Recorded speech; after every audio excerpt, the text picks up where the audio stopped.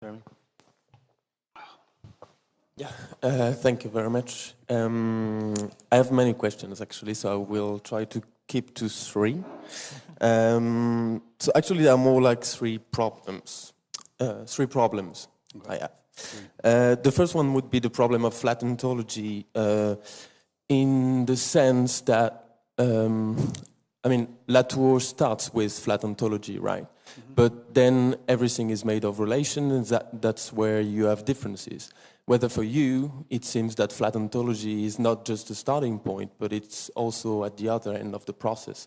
So at some point, there is it seems to me that there is some kind of neutralization of all differences that allows you to kind of move through a very variety of different things that may be a bit more different than that. And the example I had in mind for that is that when you say against the accusation of panpsychism, you say that what you have in mind when talking about the way things deal only with caricatures of other things, right, that is much more archaic than psyche, what you have in mind. So where does psyche start then? That would be the example of what I see problematic in the flat ontology. Then the second, it's the problem of infinite regression in causation. Infinite regress of like causation, which is something you take. I mean, that's something you critique in Latour. But it seems to me that in what you presented today, if you remove this tension between discovery and construction, you end up with the same problem of infinite regress of causation. How's that? Did you get my point? I don't get that part. How does it end up in infinite regress? Because if you don't have, I mean, if you don't have discovery anymore, you don't have this tension that would allow you to stop the chain of relation or the chain of causal explanation. No, you see what I mean?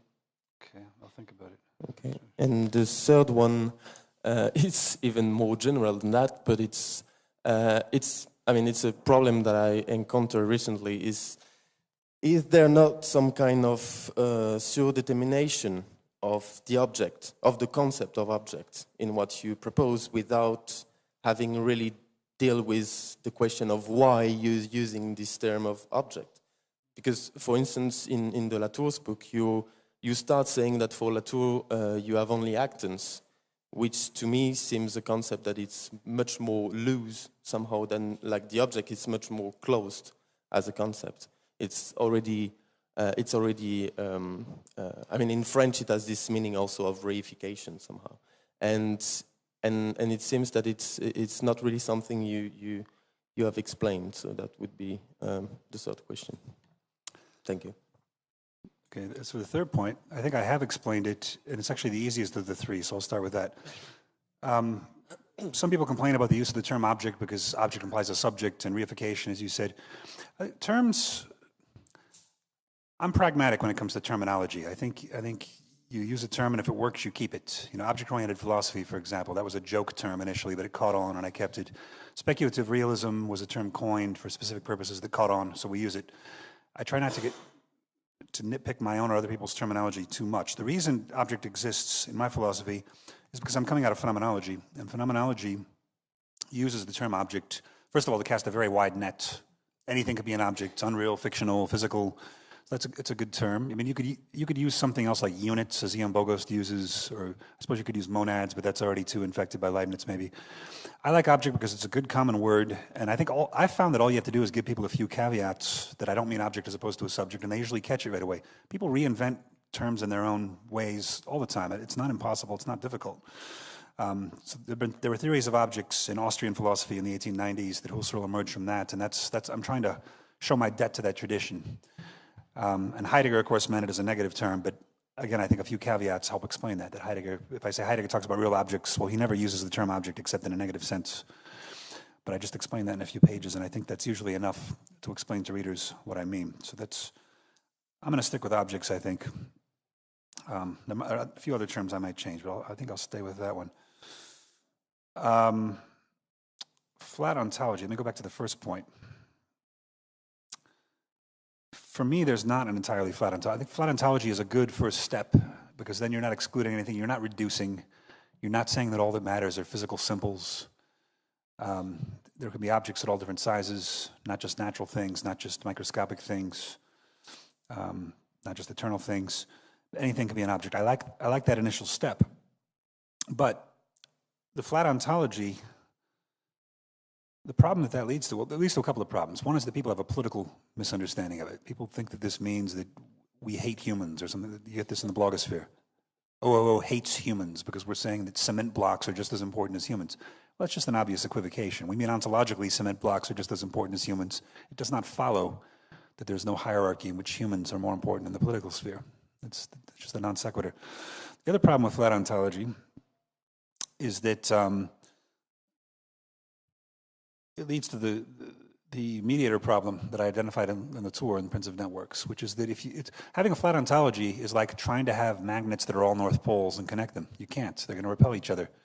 Because if you need a special mediator between two of them, you're going to need mediators between the mediators and mediators between the mediators and so on. Now, I also argue for an infinite regress in a different context. I argue that there may be an infinite regress of smaller and smaller entities. But that's not the same. That's just saying the entities could go on forever. The problem with the infinite regress of the mediators is not that it's an infinite regress, but that no mediation can ever occur if there's not at least one direct contact. Right? In order to have any mediation at all, you need to have one in between. It's not the case that in order to have any object at all, you need to have a smallest object. But it is the case that to have any contact at all, you need to have some direct contact. It can't all be indirect.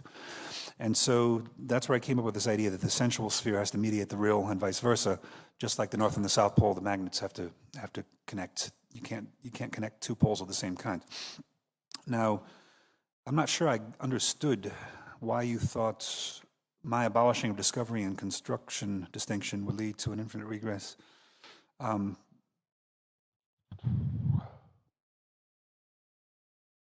want to take one more try at it? It's probably my fault. Maybe we can come back to it. I would argue that it's precisely this tension that allows Latour to escape the question, which I don't mean he solves the problem, but at least he escaped it. But I think if you throw away the discovery part and you only have the constructing part, you're neither finding a solution to the problem nor escaping it. I think what I'm trying to say is simply that you can't reverse engineer relations. You cannot ever break yourself away from your relation with a cat and get at a true representation of what the cat really is outside the relation. So all you can do, at least in the art case, is produce a new object that links you to something else. And so you're stacking things up higher and higher. You're not digging down deeper. But it's like you're manufacturing. I'm stealing Levi's metaphor here. Art is a factory. You're producing new objects that are formed from different components from you and other things. You're not, with art, digging down towards the pre-existent essence of things, the way you're trying to do with science. I'm not sure it's even possible in science. Okay, so we'll take a question from Andy and then from Christopher. Yeah, thanks